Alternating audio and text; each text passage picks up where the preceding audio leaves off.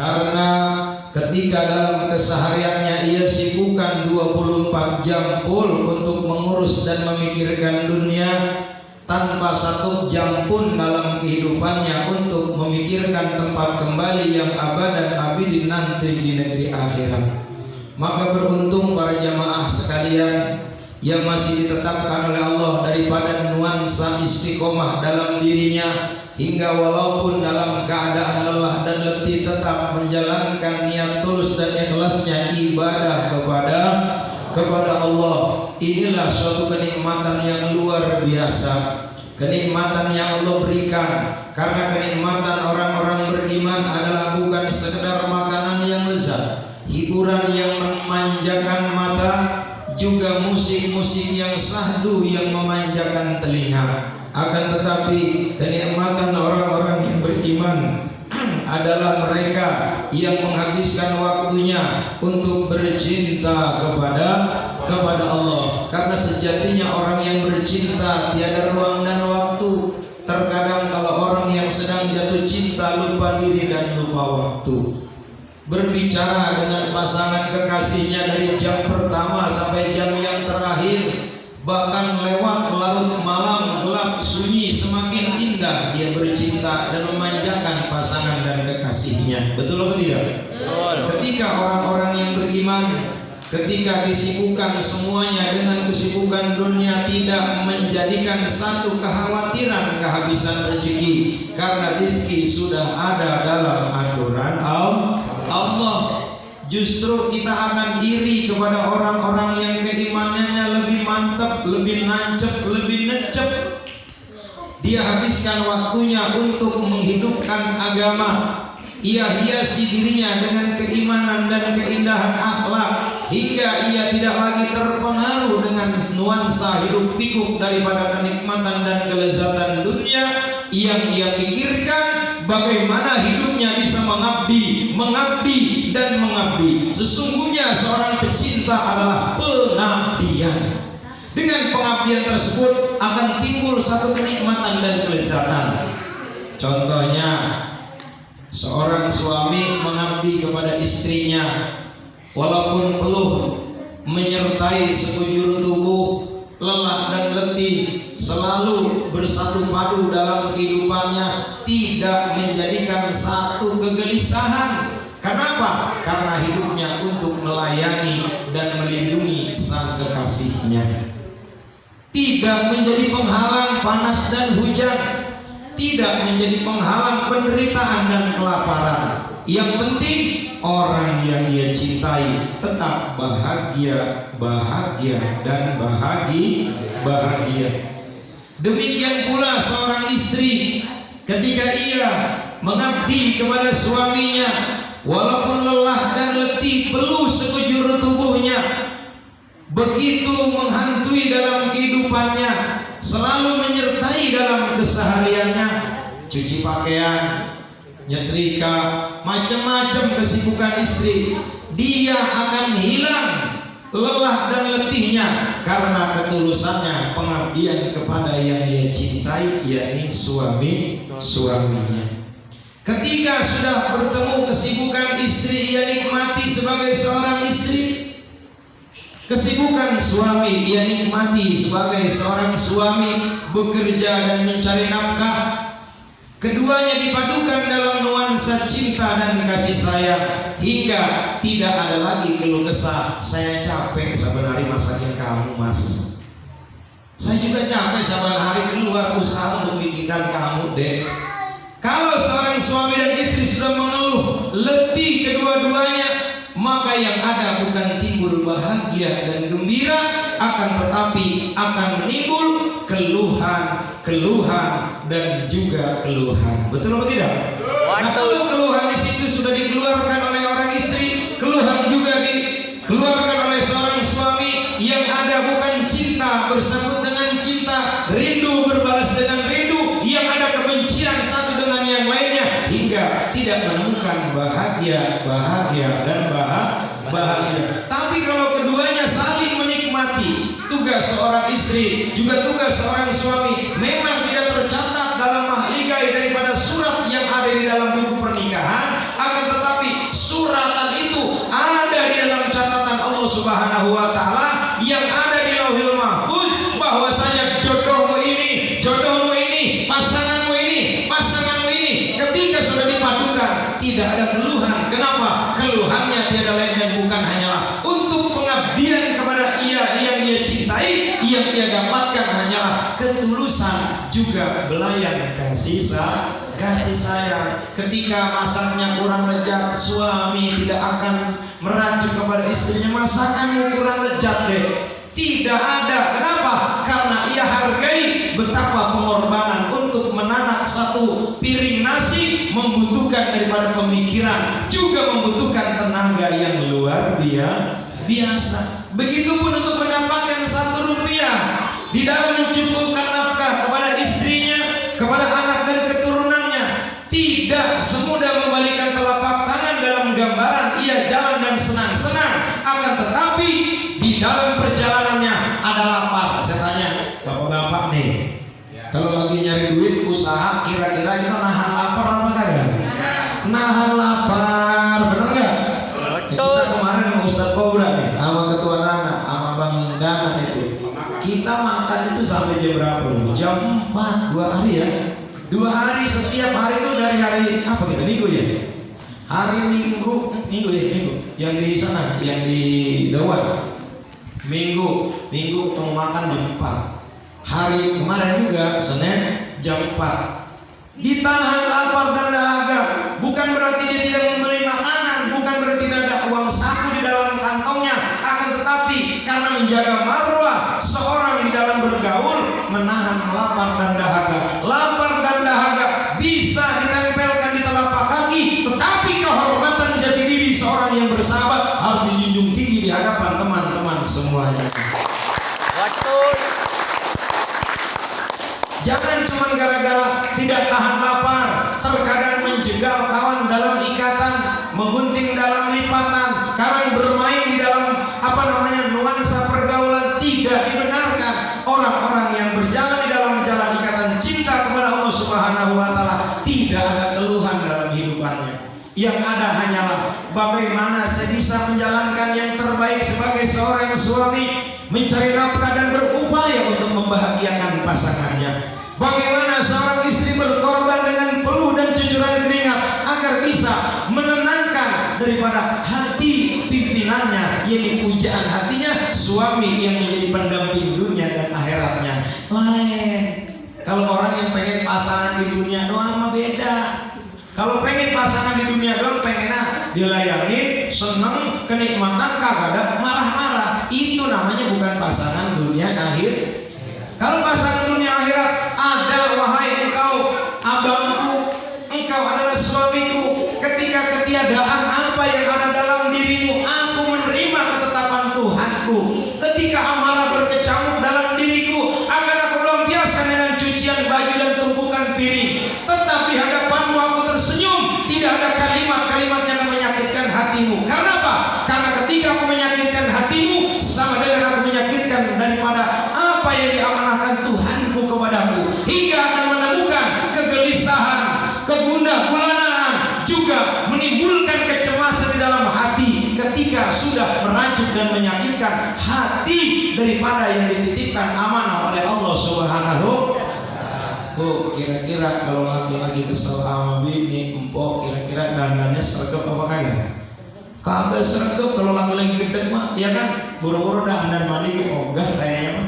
Begitupun sama ketika seorang istri lagi merajuk kesel sama pasangannya, jangankan pengen makan masakannya kan, duduk bareng dengannya pun sudah gelisah. Kenapa? Karena sudah ada jarak.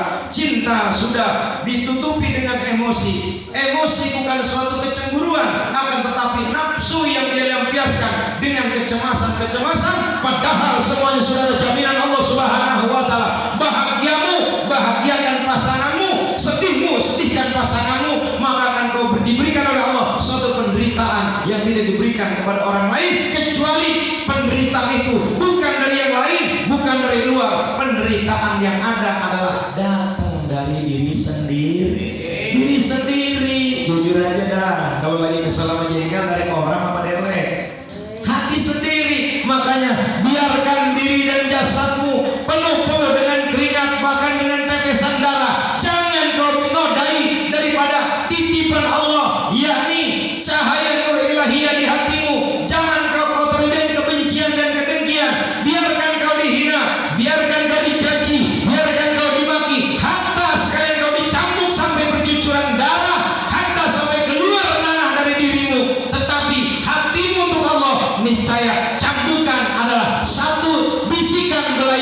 sayang, tetesan darah hanyalah satu kenikmatan yang diberikan oleh Allah bagi orang yang menjalin ikatan cinta kepada Allah Subhanahu wa taala.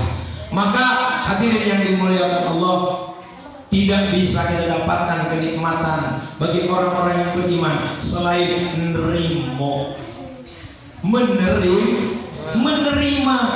menerima ketetapan Tuhan, baik dan buruknya, senang dan susahnya, semata-mata itu adalah karunia Allah. Kalau kita sudah bisa menerima sulit, gembira, sedih, dan juga tersenyum, di dalamnya ada campur tangan Allah Subhanahu wa taala. Makanya kembalikan, kalau kita pengen senang, udahlah senangkan diri kita. Dengan apa? Dengan membahagiakan Allah Subhanahu wa taala. Bagaimana membahagiakan orang lain? Bagaimana engkau berbagi kegembiraan kepada orang lain sementara kegembiraan tidak bisa kau ciptakan dari dirimu? Pandangan matamu penuh dengan kedengkian, telingamu tertutup dengan kesalahan dan kebaikan orang-orang yang di sekitarmu tidak tampak dalam dirimu. Yang ada salah, enggak benar. Kalau memang itu berkecamuk dalam hatimu, maka singkirkan semuanya. Tanamkanlah cinta yang tumbuh dengan subur kepada Allah Subhanahu wa taala. Maka tebarkanlah cinta dalam bahasa, tebarkanlah cinta dalam pandangan mata, tebarkanlah cinta dalam pendengaranmu, tebarkan cinta dalam perbuatanmu, tebarkan cinta dalam langkah kakimu, hingga seisi langit dan si bumi akan mencintamu walaupun ribuan cacian dan makian, engkau tidak akan gentar. Kenapa? Karena tumbuhnya daripada tanaman cintamu sudah sampai ke rob-rob, sudah sampai ke langit yang ketujuh, sudah bisa membuka tirai-tirai ilahiyah. Kalau orang sudah bisa membuka dirinya kepada tirai ilahiyah, 70 daripada dinding tabir terhijab yang telah dibukakan oleh Allah terbuka untukmu, maka tetesan darah, harta nyawa yang akan hilang dari dirimu. Engkau tidak akan menangisi kesedihan, justru engkau akan meragukan kebahagiaan yang ada dalam dirimu. Apa itu kebahagiaan yang semu? Ataukah kenikmatan yang akan menjerumuskanmu? Ataukah kenikmatan yang menyeretmu ke dalam jurang yang lebih pedih dari dalam kehidupanmu? Maka orang-orang yang sudah terbuka sampai kepada rob-rob yang ketujuh, kegembiraannya tiada lain hanyalah menggembirakan Allah Subhanahu wa ta'ala. Kalau kita sudah bisa begitu, hadirin yang dimuliakan Allah, maka pesan guru Abah Kiai Haji Bagus Al-Mubarak, engkau jangan berjalan di depanku karena engkau adalah bukan guruku. Aku tidak akan mengikutimu karena engkau adalah bukan guruku. Jangan berjalan di belakangku karena engkau adalah bukan muridku. Tapi berdirilah kamu di kanan dan kiriku. Aku gandeng kau mengikuti guru kita, maka akan menemukan bahagia dan bahagia. Begitu kehidupan yang sesungguhnya. Jangan patah semangat dalam istiqomah gara-gara nggak punya beras, ya. Jangan patah semangat gara-gara berkelahi. Jangan patah semangat gara-gara marah satu dengan yang lainnya. Biarkan marah, amarahmu berkecamuk ribuan api. Kemarahan ada di hadapanku, akan aku tiup dengan jutaan kasih sayang dan belayan cinta dari Allah Subhanahu wa taala, hingga padamnya api dengan apa saja. Padamnya api dengan apa? Dengan air. Padamnya api dengan air. Tetapi padamnya api yang tidak akan menimbulkan satu kesulitan dan tidak akan menimbulkan keretakan. Padamnya dengan cahaya kesejukan yang ditanamkan dalam diri kita. Terus tanamkan aja. Walaupun adanya gede, biarin aja, udah jalan aja. Karena apa? Kalau istiqomah, orang yang jalan dalam istiqomah, intinya orang yang sedang menghadapi dan berjalan dalam rayuan cinta dari Allah Subhanahu wa taala. Hadirin sekalian yang dimuliakan Allah, yang kita muliakan guru dan orang tua kita, Abah Kiai Junaidi Al-Baghdadi. Jangan bosan menyebut nama guru, jangan bosan mendengar nama guru. Kenapa? Karena nama gurumu disandingkan dengan nama daripada wali-walinya Allah. berjalan dan berderet sampai kepada Rasulullah Sallallahu Alaihi Wasallam. Jangan punya guru ini dijadiin sebagai satu batu loncatan, Kalau ada masalah ngadu ke guru, kalau lagi ada permasalahan ia menghadap kepada guru. Tetapi ketika mendapatkan kesenangan dan kebahagiaan, engkau tidak memberikan kabar. Bukan diharapkan oleh gurumu adalah bingkisan, akan tetapi kabar adalah satu. Bagaimana engkau menghadapi hidup ini? Penuh enggak engkau menghadap kepada Tuhanmu, berharap kepada Tuhanmu, atau berharap kepada ciptaan makhluk yang Allah ciptakan dalam kehidupan ini?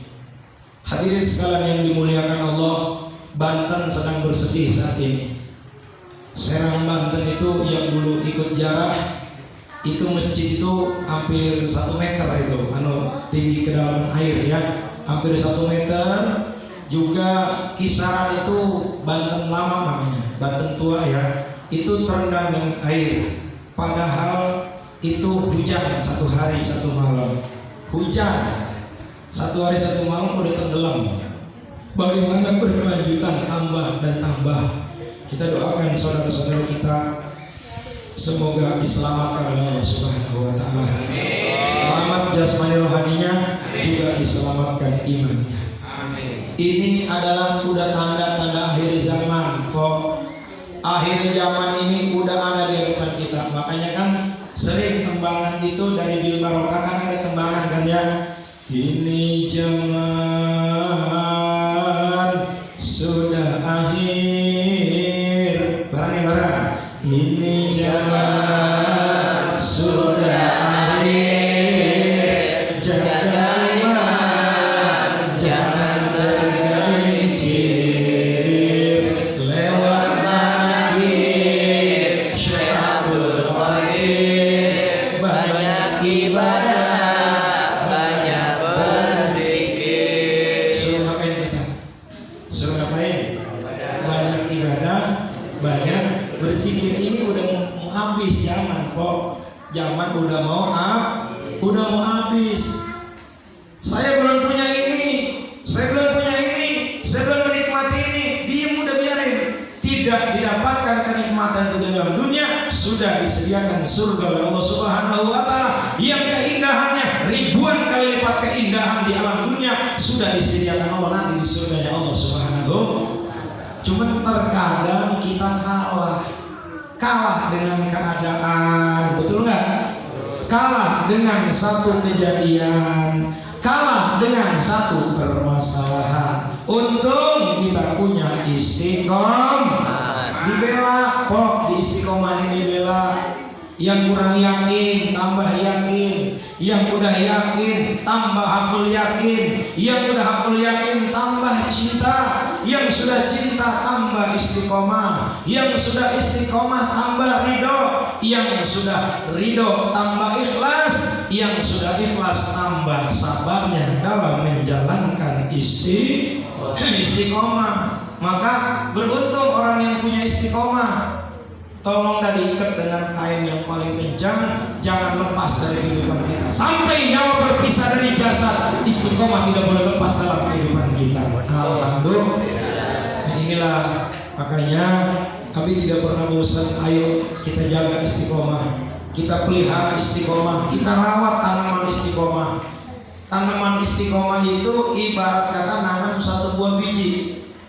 Satu buah biji kira-kira untuk mendapatkan buah dari banyak-banyak biji yang kita tanam kira-kira butuh prosesnya. Ayo kita buka bareng-bareng. Saya nanam satu buah biji, katakanlah satu buah biji kacang kedelai.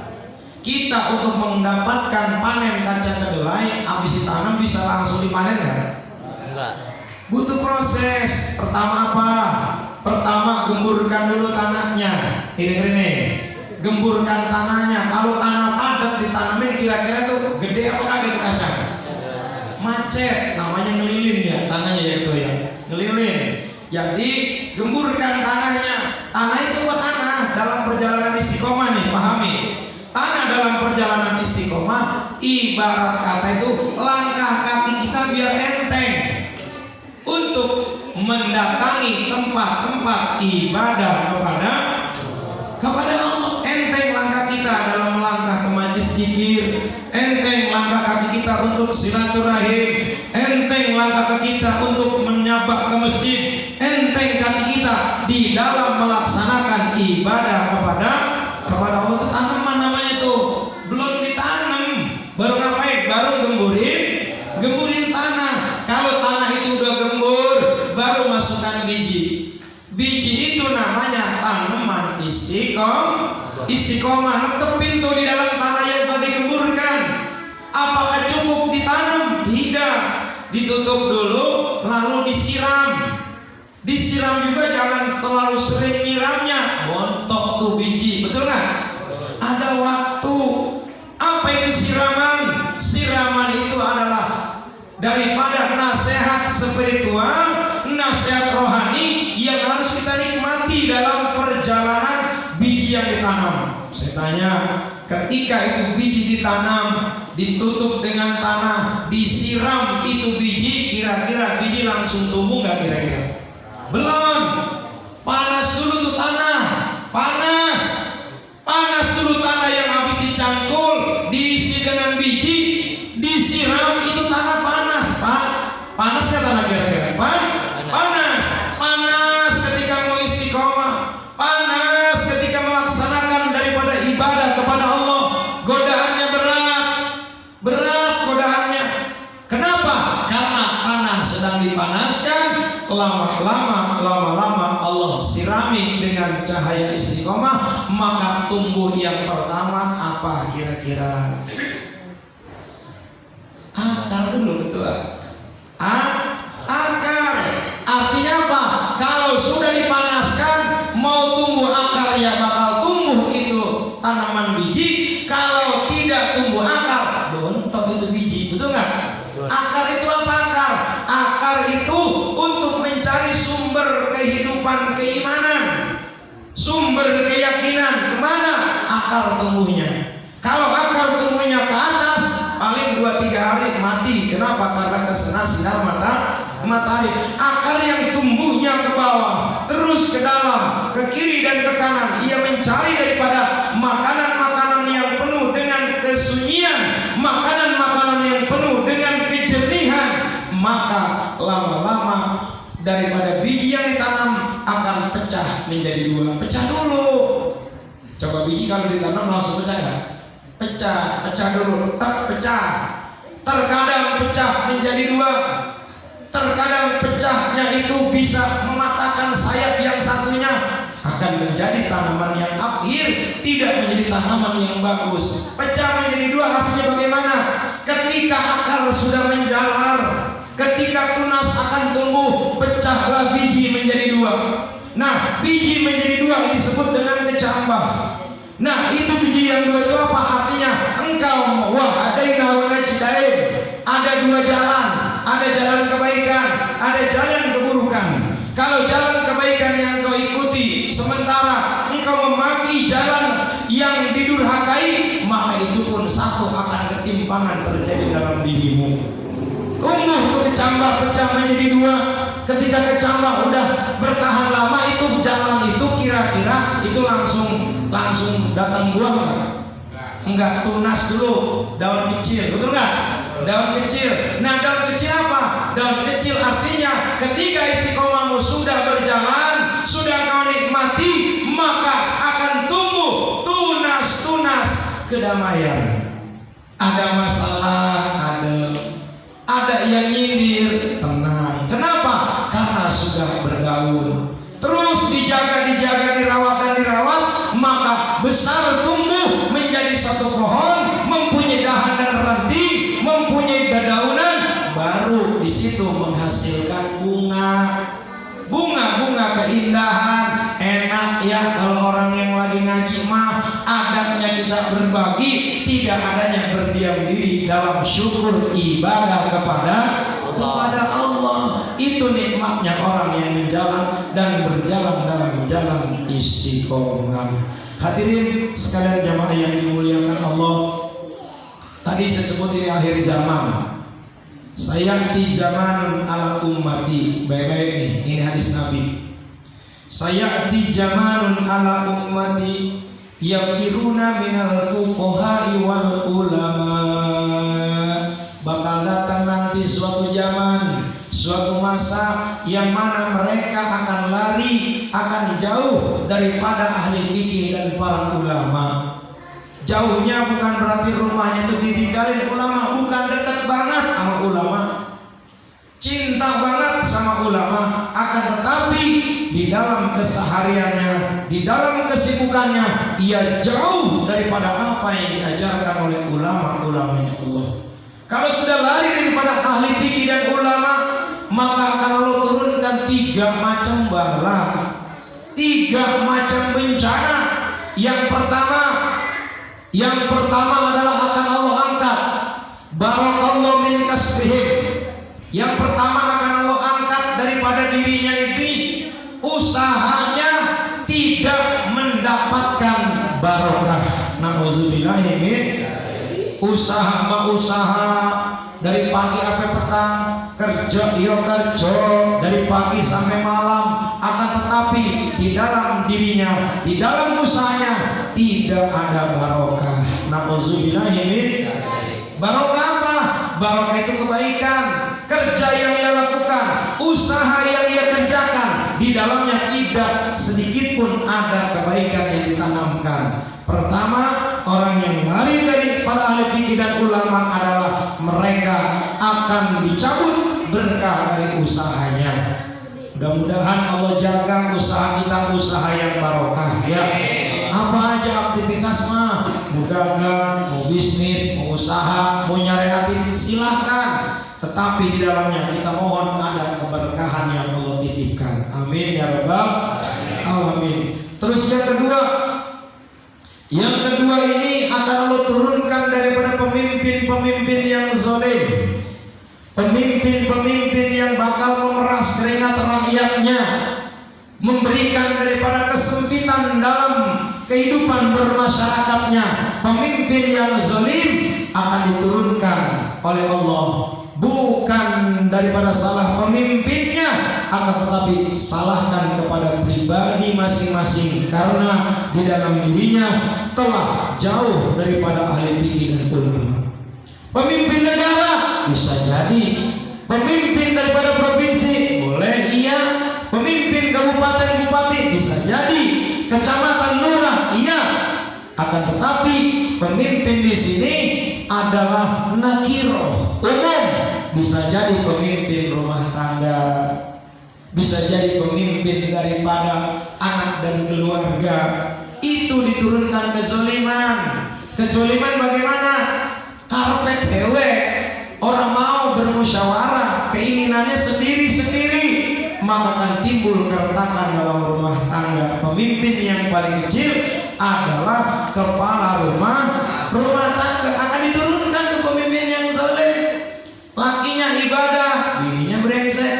Bininya ibadah, lakinya kurang ajar.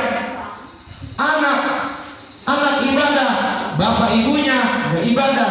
Bapak ibunya ibadah, anaknya kacau.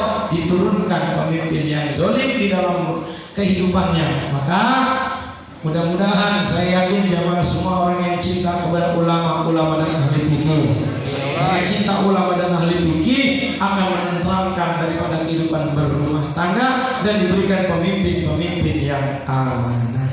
Yang ketiga, yang terakhir, yang paling menakutkan, ketika sudah lari daripada ahli fikih dan ulama, mereka akan dicabut di daripada kehidupannya, dimatikan oleh Allah bighairi iman, dengan tidak membawa iman kepada Allah. Nauzubillahi min.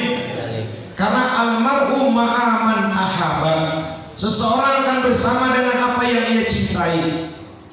Dia akhirnya nanti, ya awalnya nih dengan siapa dia, kematian dia bakal gitu ya. Kalau cinta kepada ulama, makmum kepada ulama dan orang-orang wali dalam kehidupan kita, maka Pak, insya Allah akhir daripada kehidupan kita adalah husnul khatimah, bagus daripada akhirnya. Pak, jangan takut kalau kita hidup ini, jangan banget takut mati, jangan terlalu berani terhadap mati. Hidup mah mau hidup bener banget mati, bener gak?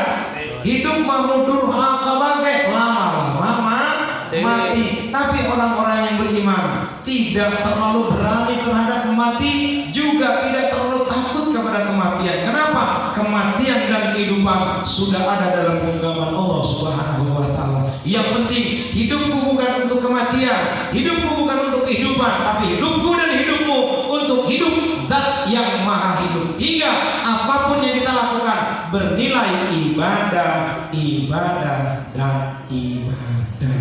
Alhamdulillah. Ayo kita lakuin hidup ini biar senang dah. Jangan bikin sengsara, jangan bikin susah. Bikin happy aja tuh hati. Senangnya nyanyi aja udah. Yang penting jangan tinggalkan ibadah. Senangnya dia ini melukis lah. Senangnya usaha lah. Senangnya berdagang lah. Tapi ingat, dalam semua kesibukanmu hadirkan Allah dalam setiap kehidupanmu. Artinya apa? Artinya kita ini adalah wayang yang diberikan lakon oleh Allah Subhanahu wa taala. Dudukmu di tempat ini bukan kuasamu, tapi kuasanya Allah. Tanamkan itu dalam hidup kita, ya. Dudukku Allah, jalanku Allah, pandangan mataku Allah, pendengaranku Allah, perbuatanku Allah, langkah kakiku Allah. Jadi apa yang terjadi bukan kejadianmu, tetapi yang menjadikan kejadian dalam peristiwa kehidupanmu, sandiwara panggung dunia yang telah diberikan kepadamu adalah pemberian Allah. Jadi enak, jadi nggak ketemu susah, ya, nggak ketemu kegelisahan. Yang ada adalah bahagia dan bahagia. Saya rasa penyampaian cukup sampai di sini. Inti dari penyampaian ini yang pertama adalah bagaimana bahagia dan sengsara kita sendiri yang menciptakan. Betul nggak? Betul. Ayo, mau pengen sengsara apa pengen bahagia? Bahagia. Udah happy aja, bini rayu, laki rayu, macam-macam aja. Anak kita manjakan. Artinya apa? Ciptakan bahagia. Jangan mengharap bahagia. Jangan mengharap bahagia kalau kita tidak menciptakan bahagia dalam diri dan rumah tangga kita. Betul nggak? Betul. Ayo kita ciptakan. Nah, kalau mau menciptakan sengsara gampang. Laki ke sono, bini ke sono, anak ke sono, udah kagak bener rumah tangga, bener nggak? Coba ciptakan bahagia dalam rumah tangga kita. Sengsara dan bahagia kita yang menciptakan. Ayo kita ciptakan. Mau pilih mana? Mau pilih bahagia, ciptakan bahagia. Jangan makan dengan ikan asin, sayur asam, sambal, nikmati seakan daripada makan di makanan tempat restoran yang mewah. Kalau di dalamnya ada bahagia, betul nggak? Walaupun sayur gabus, sop, macam-macam, di dalamnya ada kesakitan dan ada kesulitan, hatinya sempit, kegelisahan, makan kagak enak kok, betul nggak? Betul. Pokoknya makan enak pertama kalau lagi lapar, ya kan, kedua kalau lagi girang. Nah, makan kalau bagian enak banget nih, kalau lagi kenyang enak nggak makannya? Kagak. Enggak enak. Mudah-mudahan laparnya dalam cinta kepada Allah Subhanahu wa taala. Gembira yang diciptakan oleh Allah dan diberikan kepada Nabi dan jamaah semuanya. Al-Fatihah. Bismillahirrahmanirrahim.